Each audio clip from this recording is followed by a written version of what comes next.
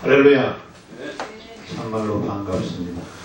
날씨가 이렇게 비가 오는데도 불구하고 와주셔서 주 안에서 다 평강이 있을 줄 압니다.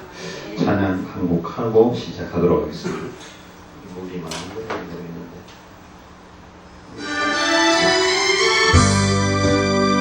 제가 이 노래를 좋아합니다.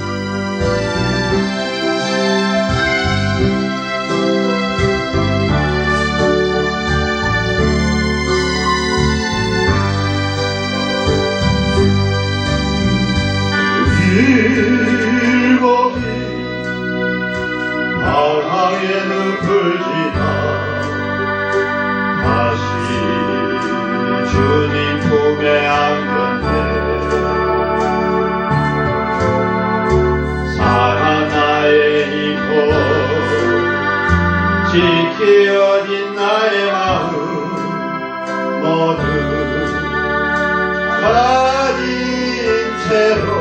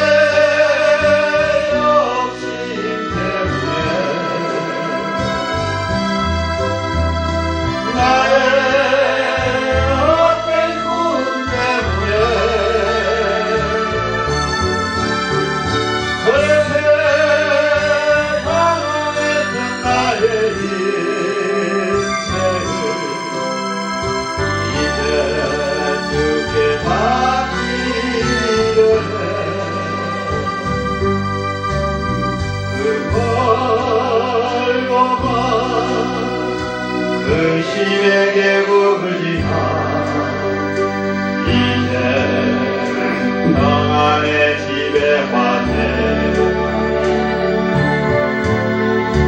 그 아무도 내게 참된 평안 줄 수 없어 얼마나 괴로웠었는지. 이제 아버지 집으로 이제 원하는 식처로 걸어와 눈물을 흘리며 뛰니 어찌여 나를 받으소서. 이제 아버지 집으로 이제 영원한 안식처로 돌아와 눈물을 흘리며 어디서 나를 봐주소서.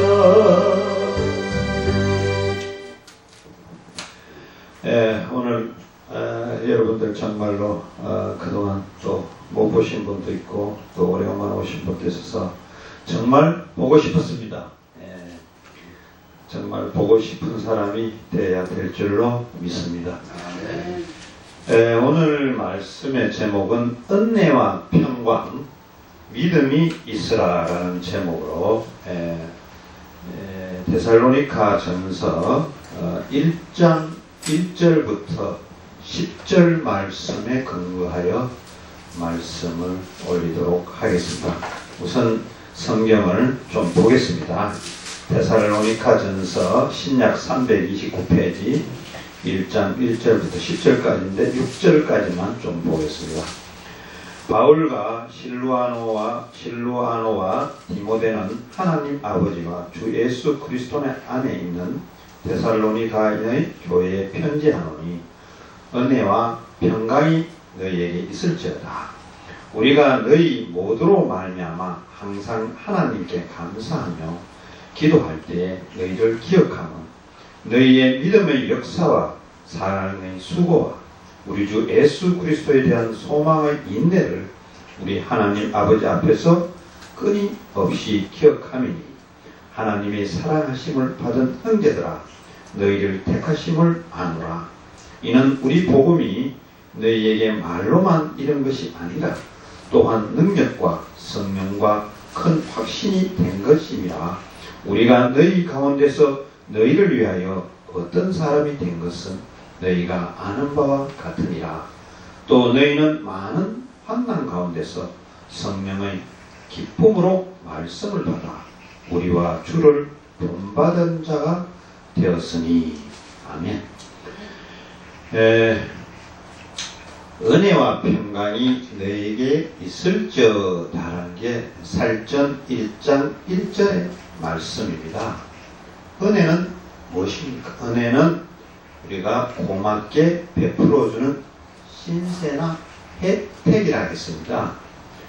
그러나 은혜는 우리의 성경학적인 우리 믿는 사람 입장에서는 또 어떻게 표현을 하느냐? 조금 전에 이야기한 것은 우리가 일반적인 국어에서 말하는 거고, 하나님 안에 있는 사람의 은혜는 하나님의 은총이라고 이렇게 정리를 합니다. 여기서 은혜와 평강이라 했는데, 평강은 또 걱정이나 탈이 없는 것이다. 그러니까 편안이라 그러죠. 편안. 보통 우리는 편안함이라는 것은 걱정과 탈이 없다는 것도, 신앙적인 측면 안에서는 또 평강이 그 뜻과 같은 이야기입니다.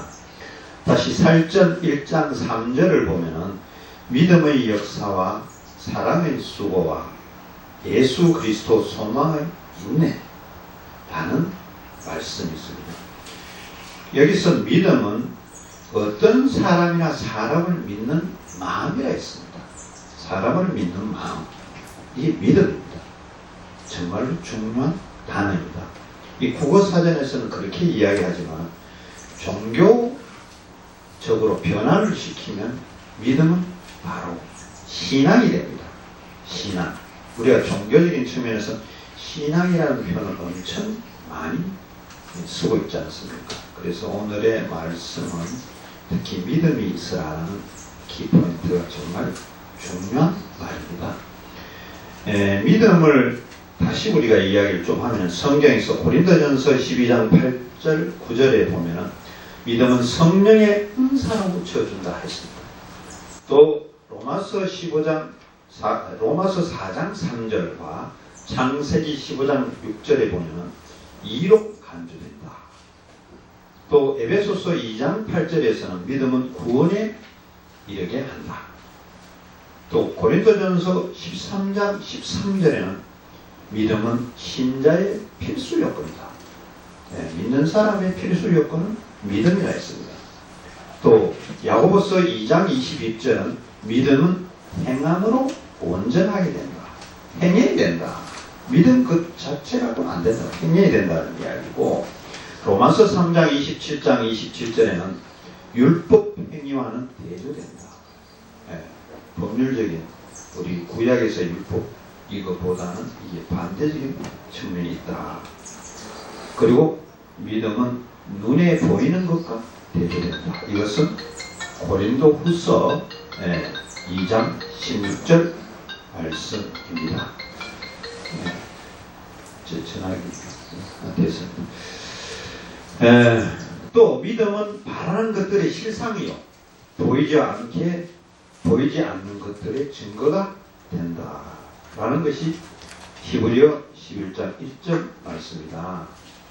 그래서 이와 같이 믿음의 성격에 대한 이야기에 대한 말씀을 드린 건데, 사실 우리가 믿음이 전제되지 않으면 은혜와 평강이 따라올 수 없다고 생각합니다. 데살로니가 전서 저자가 사도 바울이죠. 사도 바울인데, 바울은 데살로니가 교인들에게 이런 이야기를 사실은 전할 의미에서 이 글을 이 글을 썼다고 저는 봅니다. 데살로니가 교인들에게 신앙 안에서 흔들리지 말고 견고히 서라고 명령했습니다. 신앙 안에서. 신앙이 바로 믿음입니다. 그리고 또 재림을 믿는 교인들에게 재림에 대한 올바른 견해를 가르쳤어요. 바울은 또 그런 의미를 이 살전에 나와 있고, 또 바울은 항상 근면할 것을 이 글을 통해서 권면했습니다. 이런 측면에서 우리는 몇 가지 측면에서 믿음을 전제로 해서 말씀을 좀 구체적으로 드리려 합니다. 첫째, 우리는 위기를 돌파해야 합니다. 왜 위기를 돌파했냐? 지금은 한국 교회가 총체적으로 저는 위기라고 봅니다. 왜 총체적으로 위기냐? 지금 며칠 전에 경북 성주에 사드를 배치 결정했죠. 국가안보상에는 굉장히 중요한 결정을 한 겁니다. 그러나 그 지역 시민들은, 국민들은 성주 참외밭 망친다. 전자파가 5,000km 밑에서는 다 내려서 사람 죽게 된다. 뭐 이런 등등의, 그러니까 이 나라의 안보를 생각하면 어딘가에 우리가 포지션을 해야 됩니다. 북한은 핵을 필두해서 한반도 전체를 핵 속에 들어가 있는 거죠. 뿐만 아니라 강대국 주변에도 이 핵 범위에서 벗어날 수가 없는 입장입니다. 그런 가정에 같은 대등한 입장을 만들려고 그러다 보니까 사드를 배치를 했어요. 그런데 국가적인 통치권자는 어려운 고심 가운데, 뭐 국방통치권자도 마찬가지, 통수권자도 그렇겠지만 결정한 사항임에도 불구하고 개인 집단의 이기주의, 지역주의, 또 선거에 의해서 자기 선거에 또 떨어지려나, 이런 국수적인, 부분적인 그런 생각 때문에 이런 또 논란이 계속되고 있지 않습니까? 가까이는 또 그런 일이 있고, 또 세계적으로 보면은 남중국해에서 중국과 필리핀이 지금 섬 영유권 문제로 한판부터가 중국이 졌어요. 재판에서. 그러다 필리핀이 이겼는데, 이것이 지금 필리핀은 일본하고 미국하고 연대를 하고 있어요. 왜냐하면 해양국가이면서 태평양 주도권을 놓고 중국과 마찰을 하기 때문에, 중국은 남진 정책을 쓰기 위해서 태평양 쪽으로 진출하려는 정책과 맞물려서 팽팽하게 있는 가운데서 중국이 지금 법정에서 지다 보니, 국제사법재판소에서 지다 보니까 아주 어려운 입장이 되다 보니까, 또 필리핀 입장은 또 중국의 경제적 이익을 노려야 되지 않습니까? 왜냐하면 그 사람들이 바나나를 사주고 그 사람들이 또 투자를 해주고 이래야 필리핀이 또 사는데, 또 한편에서는 필리핀이 또 불안한 거예요. 경제적 도움을 중국에서 받았는데 이것도 섬 문제 때문에 일본하고 미국하고 또 공동 보조를 맞췄다 보니까 또 불리한 입장도 있고, 이런 이제 아시아 측면에서는 그런 문제가 있죠. 이것이 결국 한반도 무관한 건 아니에요. 세계는 어느 정도 어느 국가에서 폐를 쓰면 한 군데가 터지면 한 군데가 안 터지게 돼 있어요. 한 군데가 또 이쪽이 터지면 이쪽이 괜찮고, 이기 때문에 이 전부 다 어느 지역이 안전하다고 볼 수 있는 지역은 아무도 없습니다. 우리 한반도는 항상 불안 속에 있습니다. 또 근래 또 영국이 새로 총리가 들어서면서 EU 정책에서 빠져나오는 것을 투표해서 결정을 했지 않습니까? 금방은 신뢰는 하지 않지만 그 경제적인 데미지가 결국 영국만 있는 게 아니고 세계 경제에 미치는 영향도 저는 또 있다고 봅니다.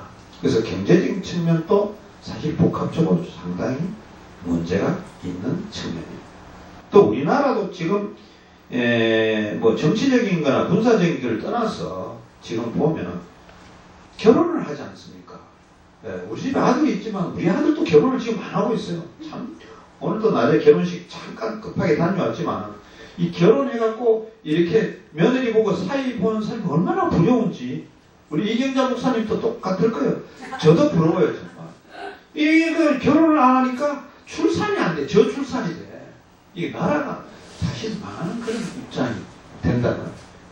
얼마 전에 우리가 필리핀을 다녀왔습니다. 예, 선교로. 필리핀은 골목골목만 애들이 바글바글바글해요. 그냥 그냥 이게 뭐 어른은 안 보이고 전부 애들밖에 안 보여요. 이 나라는 전부 노인들만 보여요. 지금 보면 노인들. 이게 정부는 또 선거 때문에 복지 이걸 전부 예산을 할아버지 할머니도 돈만 져갖고 가만 앉아가 노인연금 20몇만 원 받고 또 요양원에는 노인들 전부 장애자들 돈 다 주고 이 나라의 국방비에 새 돈이 전부 딴 데로 흘러가고 나라가 정말 어디로 가는 건지 우리 사회는 고령화 사회가 됐고 또 국가적인 복지비에 엄청 들어가 있고 우리 애들은 결혼을 안 하니까 출산을 못하고 있고 부동산 시장은 전부 내려가고 경제는 거의 떨어질 대로 떨어져 있고 돈은 유통이 안 되고 빈부의 차이는 가면 갈수록 새마을운동 할 때 우리 박정희 대통령 잡았을 때가 더 행복했을지도 모르겠어. 잘 살아보세 하면은 우리가 돈도 벌고 밤낮으로 일하면 희망이 보였는데 지금 빈부의 차가 너무 크니까 따라잡을래야 돈 있는 사람 잡을 수가 없어. 아무리 노력해도. 그러니까 젊은 사람들이 집 사는 걸 포기했잖아. 옛날에는 열심히 모아가 집을 사고 뭐를 하고 이렇게 저축도 하고 했는데 지금은 자동차부터 먼저 사. 지금 제가 영등포 여의도에 사무실 있을 때 보면은 작년 이야기인가 보면 오피스텔에 젊은 친구들이 평수는 두세 평밖에 안 되는데 차들은 전부 외제차 다 밑솔 다 한 대씩 갖고 있고 이렇게 전부 혼자 다 살고 이런 삶을 우리가 좀 전에 기성소대와는 완전히 다른 삶을 살고 있는 그런 현실이 오늘날의 현실입니다. 이런 환경입니다. 교회 밖에는. 자, 교회 안은 또 어떠냐? 교회 안에는 또 교회도 빈부의 차가 심해요. 대형 교회와 이게 개척 교회가 얼마나 또 이 돈이 있고 없음이 큰지 그리고 또 중형 교회가 대형 교회가 되기 위해서 빚을 내갖고 또 교회를 크게 짓고 그러다 보니까 자산보다도 빚이 10배나 많은 교회들이 수두룩해요. 자기 실제 돈보다도 빚이 10배나 많아. 그러면 헌금을 받으면 은행 이자는 다 나와요. 그러면 헌금이 들어오면 그게 복지에 쓰고 가난한 사람 도우고 선교해야 되는데 은행에 돈 다 갖다 줘버려. 이러면 바람직한 우리가 교회라고 생각이 됩니까? 이 교회가 오늘날 교회가 문제가 있다는 거죠. 그리고 또 대형교회는 대형교회는 문제가 많아요. 커다란 많은 인원을 안고 있으면서 수많은 교역자들을 안고 있어요. 그 사람들 월급을 아주 비싸게 월급을 적게 주지 않습니다. 그럼 그분들 부담임자들이나 교역자들 나가서 개척하려면 급여나가 전부 못 나가요. 월급 받는 게 훨씬 낫거든. 나가면은 그날부터 깡통 타기 쉬우니까 교회를 고생하니까 그냥 부교역자 하면서 월급 받는 사람들이 그렇게 편하고 좋을 수가 없답니다. 그러다 보니 이 담임 목사나 목회자들이 돈에 대해서 너무 많은 신경을 많이 쓰고 또 그런 쪽으로 자꾸 길을 기울이고 헌금을 강요하고 이런 부분들 세속주의에 빠져있고 외형주의에 빠져있는 한국교회가 총체적으로 사실 부실하다라고 저는 봅니다. 그런 가운데 지금 이단의 종교는 또 판을 치고 또 타종교 무슬림을 포함해서 다른 종교들이 한국 쪽에 계속 진출하고 있는 이런 입장이 너무나 불보듯이 뻔한 거 아닙니까? 그래서 우리는 정말로 이러한 한국교회의 위기 탈출은 교회 자체도 각성해야 되고 해야 되지만 우리 개개인 자신도 이 어떤 재무적 우리 다짐을 해야 되는 그런 각오가 있어야 된다고 저는 봅니다. 위기 탈출 방법은 사실 설전 1장 3절에 나와 있어요. 우리가 성경에 나와 있는데 이걸 제대로 활용을 하지 못하고 있습니다. 우리 많은 교회와 성도들이 그 속에 이런 말이 있지 않습니까? 너희의 믿음의 역사와 사랑의 수고와 우리 주 예수 그리스도에 대한 소망의 인내를 우리 하나님 아버지 앞에서 끊임없이 기억하미니 이겁니다. 이것이 바로 위기 탈출 방법이다. 이 1장 3절의 말씀에 첫 번째가 믿음의 역사를 회복하면 이게 대표적인 답이에요. 믿음의 역사를 회복하면 교회는 희망이 있습니다. 교회는 절대 불행하지 않습니다. 여러분, 믿음의 역사를 회복해야 됩니다.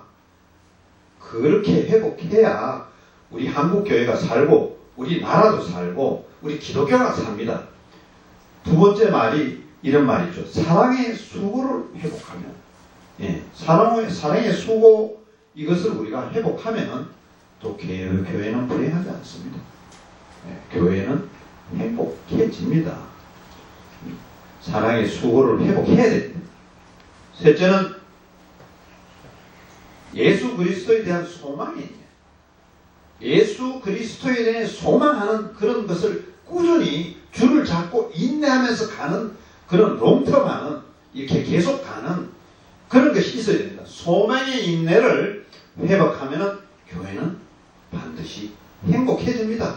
절대 불행하지 않습니다. 교회는 희망이 있습니다. 이 세 가지를 우리가 사절전 1장 3절에 있는 것이 위기 탈출의 방법이고 답입니다. 그래서 우리가 제일 앞에 있는 믿음의 역사를 회복하자는 것을 갖고 오늘 이야기를 좀 더 해보고자 합니다.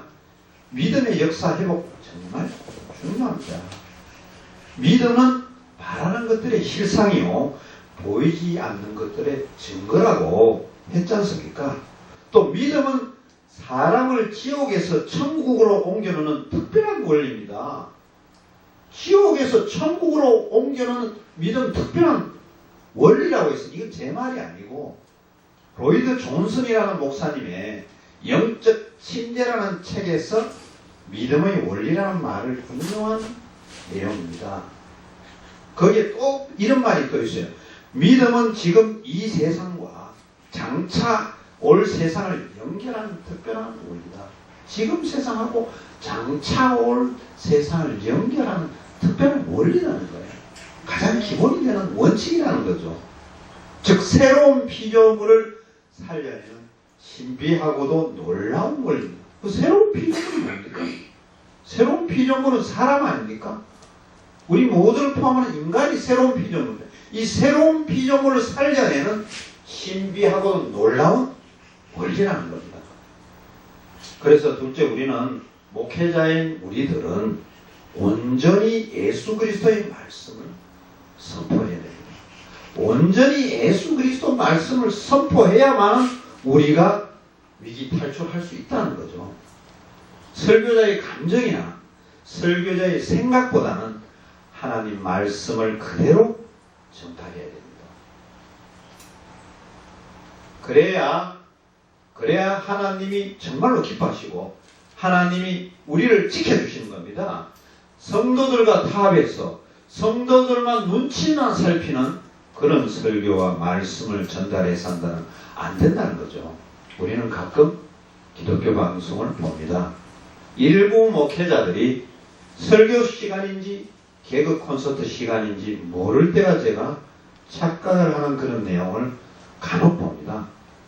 이게 우차사 시간인지 KBS 개그 콘서트 시간인지 SBS에서 웃고 즐기는 그런 시간인지, 이 목회자가 무슨 탤런트가 아니지 않습니까? 근데 요즘 목회자들은 탤런트 역할을 하는 목회자들이 꽤나 있습니다. 이름이 있는 목회자들도 또 그렇게 하고 있습니다. 실제라.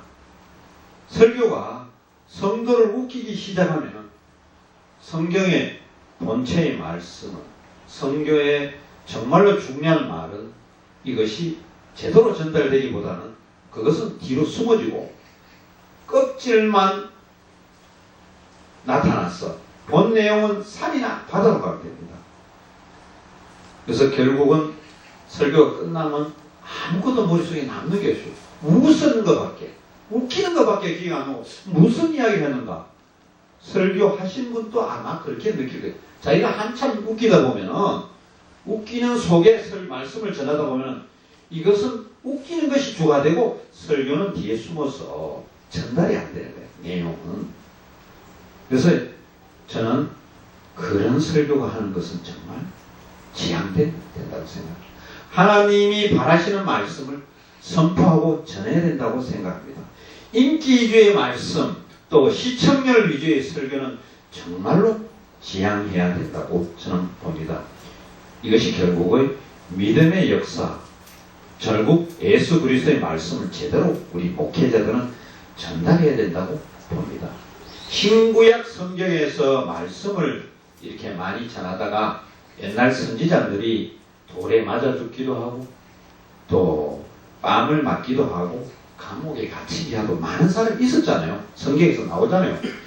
또 근래에 유포되는 동영상 중에 나이지리아에서 나왔다는 동영상을 제가 잠깐 봤는데 한 명의 목사님과 3명의 성도가 매로 두드러 맞고 결국은 화형을 당하는 그런 장면을 제가 얼마 전에 잠깐 봤어요. 자, 그 목사님이 말씀을 제대로 전했겠어요? 안 했겠어요? 저는 말씀을 제대로 전했다고 봅니다. 정말 말씀으로 전했기 때문에 다른 종교가 핍박을 하고 이 사람들을 죽여야 되겠다고 생각합니다. 말씀을 제대로 전하지 않고 정도로 안 했다면 이 사람들 왜 죽이겠습니까? 정말로 하나님 말씀을 제대로 그대로 전하기 때문에 그런 순교하는 순간을 당하게 되었다고 저는 봅니다. 그 한 분은 목사님이고 3분은 성도인데 남자가 뭐 목사님 같아요. 아마 아프리카는 대부분 무슬림이 아마 주종을 이룬 것 같은데 무슬림이 아닌가 싶기도 한데 그걸 매로 한참 두드리다가 그러니까 이제 쓰러지니까 또 구덩이를 또 밀어넣고 또 나오니까 또 밀어넣고 그러니까 불을 질러갖고 태우는 그 장면을 보면서 너무나 안타까운 현실을 제가 보았습니다. 그 목사님은 정말 저는 말씀을 제대로 하나님 말씀을 제대로 전했다. 그래서 순교를 하였다고 봅니다. 우리도 그렇게 전할 수 있는 자신감 있는 목회자가 되어야 되고 어떤 핍박이 와도 어떤 어려운 일이 있어도 그것을 해낼 수 있는 목사님들이 되어야 된다고 생각합니다. 제가 이 자리에서 바른 말을 하지 않고 삐딱한 말을 해서 총알이 날라와도 맞을 준비가 됐어요. 그래서 정말 여기서는 바른 말을 전달하고 하나님 말씀을 제대로 전달하고 설상 총을 들고 오는 사람이 있어도 방탄 유리창을 막아서라도 그것을 막아내면서 설교하는 자세가 되어야 된다고 생각합니다. 결국 이런 것은 성도와 타협하지 않는 오직 예수 그리스도의 말씀의 선포라고 봅니다. 이렇게 해야만 교회가 성장됩니다. 목성까지도 거는 목회, 목성까지도 걸어가면서 그리스도 말씀을 온전히 전달해야 된다고 저는 봅니다. 세 번째로는 목회자님들만 잘해서 되느냐? 저는 그렇지 않다고 봅니다. 성도들 입장에서도 정말로 믿음의 역사를 회복하려면 이 선포되는 말씀을 온전히 들어야 된다. 성도들도. 제가 가끔 제가 부흥사회나 또 일반 교회 예배나 다른 집회나 저도 가끔 갑니다. 그런데 저도 앞자리를 또 앉으라고 애를 쓰지만은 앞자리를 잘 못 앉게 되더라고. 이제 그 교회나 또 그쪽의 핵심 중직자들이 앞을 잘 앉으세요. 그분들이. 근데 그 뒤에서 보면은 그분들이 어떤 분들은 다 그런 건 아닌데 조는 분들이 있어요. 중직자들이. 또 그리고 핸드폰을 만지면서 급한 것도 좀 눌리고 가끔 옆에 분들하고 이제 예배 시간에도 대화하고 그런 것을 봅니다. 자, 이런 거를 보면서 정말 설교를 듣는 자세가 정말 안 되구나. 저분이 중직자인데 저렇게 설교를 들어갖고 밑에 있는 뒤에 오는 집사나 권사들이 성도들이 무엇을 보고 따라가겠나. 분명히 장로일 것 같아요. 따라갈 거냐. 장로분들이 조는 분이 의외로 적지가 않아요. 보면 제가 장로들을 핍박하려고 그런 건 아니고요. 믿음이 그렇게 성장했다고 보는데 장로님까지 가기가 쉽지 않다고 보는데 그분들이 또 그런 분들이 있어요. 다는 그렇지 않고요. 다는 일부가 그렇다는 말씀이죠. 그만 이런 설교 듣는 자세가 정말 본인한테도 믿음이 보탬이 안 될 거고 보는 분들한테도 믿음이 되겠느냐. 말씀을 정말로 바로 받아 먹어야 바른 영의 성장이 있지 않겠습니까? 그래야만 바른 영의 성장이 있을 줄로 믿습니다. 저와 여러분들은 정말 정신 차리고 집중해서 말씀을 듣는 우리 모두가 되기를 바랍니다. 네. 넷째는 설교자의 바른 말씀 설포와 또 청중들의 바른 청취, 이것이 서로 조화를 이루어야 된다고 저는 봅니다. 바른 말도 전달을 하지 않으면서 듣는 사람이 열심히 들어도 그것도 효과가 없고, 또 바른 말을 전달하는데 듣는 사람이 삐딱해서 잘 못 들어 그것도 효과 없고, 바른 말씀을 전달하면 듣는 분이 바르게 잘 들어줘야만 이것이 정말로 우리 교회 발전이나 하나님 말씀을 전파하고 성장하는데 정말 도움이 된다고 저는 봅니다. 초대교회에서도 정말 부흥의 현장에 가면은 말씀을 바르게 설교하는 설교가 참 많았잖아요. 물론 그렇지 않는 거짓 선지자도 있었겠지만 초대교회가 그렇게 했기 때문에 오늘날 교회가 망하지 않고 2000년이 우리가 예수님 탄생 이후에 2000년이 지나도 우리가 이렇게 예수님을 믿고 기독교를 우리가 신앙을 갖고 이렇게 살아가고 있지 않습니까? 그 말씀을, 하나님 말씀을 받는 청중이 있는 곳에는 항상 성령 하나님의 역사가 있을 줄로 믿습니다. 성경에서도 각자 선지자가 나오죠. 이제 과거에도 그랬지만 오늘날 우리나라도 지금도 이 가짜가 있어요. 가짜가 있어. 왜냐? 거짓 목회자가 있고 또 이단들 있습니다. 예수님을 팔아서 돈을 모으는 집단이 있지 않습니까? 또 예수님을 팔아서 병을 고쳐준다거나 이런 걸 또 행위를 하는 또 그룹이 있지 않습니까? 예수님을 팔아서 또 사기를 치는 집단도 있어요. 물론 그 중에 괜찮은 것도 있지만 사기를 친다는 것은 지나치면, 지키지 않으면 다 사기가 돼요. 이게 지켜지면 사기가 아닌데 나중에 다단계 현장에서 이게 돈을 집어넣는데 조이파리한테 물려들었는데 조이파리는 중국 가서 죽고 없더라, 가연됐더라. 이거 결국 그 속에 기독교가 들어가면 이게 전부 사기를 당한 거 아닙니까? 사실은 이건 전부 말씀을 온전히 지키지 않고 말씀을 온전히 받아들이지 않는다면, 재물에만 관심이 있다면 이런 관심을 두는 집단은 있습니다. 개인도 있고요. 이런 것들은 결국은 우리가 이 사회 또 우리 기독교인 입장 주변에는 정말 있어서는 안 됩니다. 지금도 이단과 이런 또 거짓 목회자들이 있습니다. 그래서 우리는 정신을 차리고 복음의 말뿐만 아니라 성령으로 역사가 일어나는 그런 삶을 살기를 바랍니다. 6절에 보면은 이런 말이 있습니다. 또 너희는 많은 환난 가운데서 성령의 기쁨으로 말씀을 받아 우리와 주를 본받은 자가 되었으니, 이는 말씀을 전달하고 말씀을 받아 먹는 것이 성령의 기쁨이다, 이렇게 합니다. 성령의 기쁨이 넘치는 것이다. 우리가 여기 있는 한반도 복음방송도 그렇지만 우리 목사님들 개교회도 또 이런 말씀을, 성령의 말씀을 기쁨으로 받아 먹는 그런 기쁨의 현장에 교회가 될 줄로 믿습니다. 그래서 말씀을 잘 전달하는 목사님과 또 말씀을 잘 받아먹는 성도들이 이렇게 조화를 이루는 교회가 될 줄로 믿습니다.